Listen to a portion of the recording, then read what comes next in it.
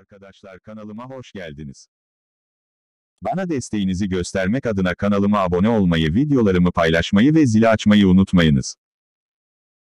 14 Aralık 2021'de Sibirya Hava Yolları'nın bir sonraki ihracat uçuşu Türkmenabat-Moskova güzergahında düzenlenecek.